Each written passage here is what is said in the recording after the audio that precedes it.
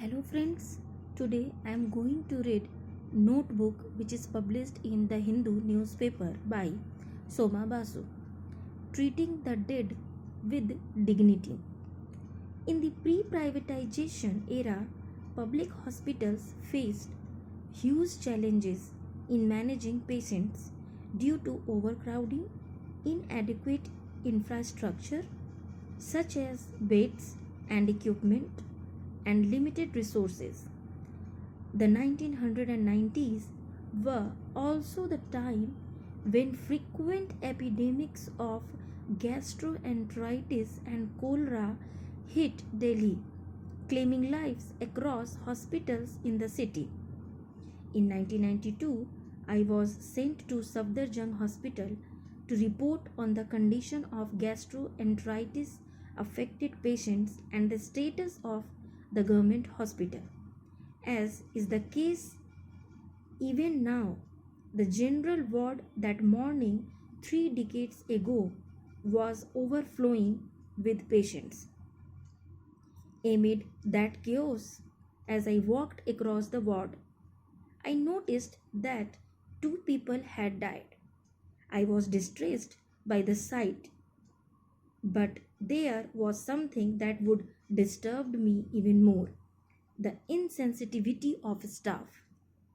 For the paramedics, nurses, and medicos on duty, caregiving and declaring death are both routine business. There were at least 30 beds in that room, and a majority made space for more than one patient. The overburdened doctors showed no urgency in coming to the bed where the bodies lay still. However, after they completed the mandatory paperwork, there was a flurry of activity. They shouted a technician across the room like that, bed number 2 वाले को बोरे में pack कर दो जल्दी. In English, pack the man in bed number 2 in the sack quickly. I watched the body being swiftly shoved into a jute bag. I had no connection with the patient, but I was upset. Why was a body being treated in such an inhumane, undignified manner? The next set of patients was immediately brought in to occupy the bed. I encountered more situations inside government hospitals in later years of reporting. I particularly remember visiting the mortuary at the All India Institute of Medical Sciences after the Upahar cinema fire tragedy in 1997. Bodies were flung across the ward and wails rendered the air. To exit emotionally from such situations is not easy for reporters. I would often argue with my doctor friends about this callousness.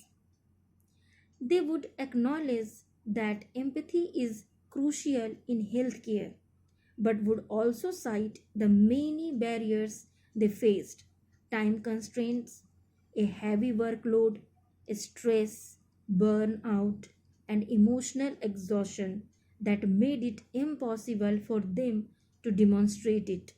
In a country such as ours, numbers are a bane.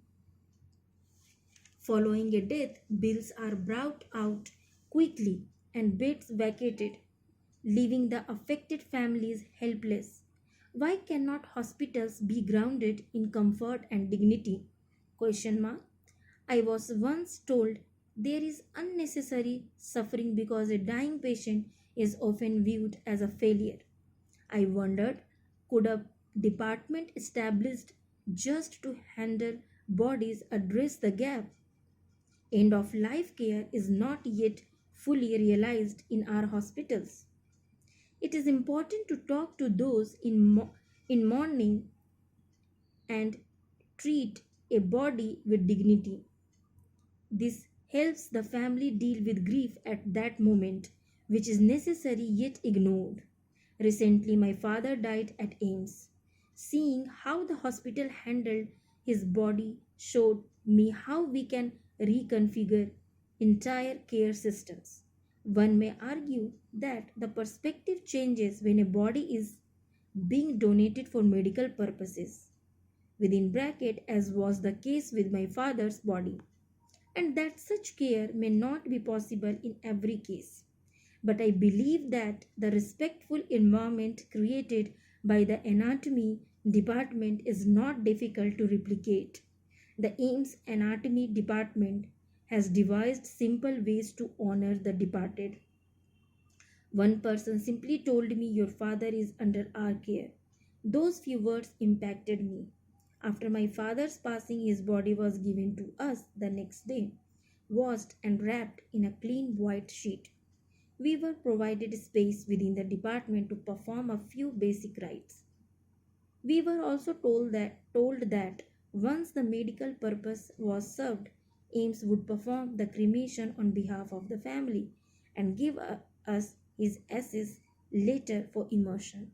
I could not have asked for a more dignified closure. Thank you for listening.